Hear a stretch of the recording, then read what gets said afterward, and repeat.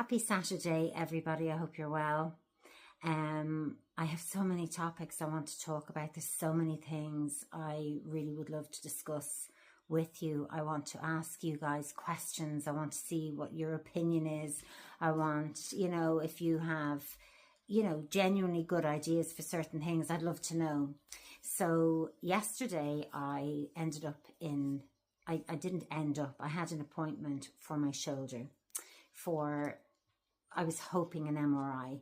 So I went to see the consultant and he said that, from the last x-ray, which is approximately a month ago, he had seen 4 little bits of, he thinks, are metal in my breast, which is very near to the shoulder. So he said, I'd love to do an MRI, but I don't think I can, because if they're metal, I could damage the breast, maybe you're not fully healed inside, and I just would not be comfortable doing an MRI because it's a magnet and it'll pull on the metal, etc. So he explained that.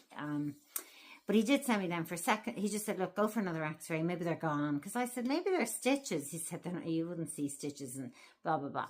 So I went off and I had another x-ray, and so he had asked me before that, he said, can you move your arm, do this, do the other, and oh, thank God, he was saying my muscles are fine, my,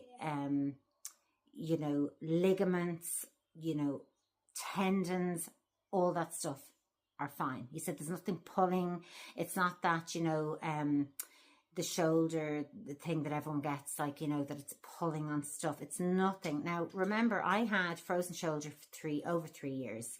Very bad. This was a normal frozen shoulder that you could move that much. This, you couldn't move a millimeter. It was so bad.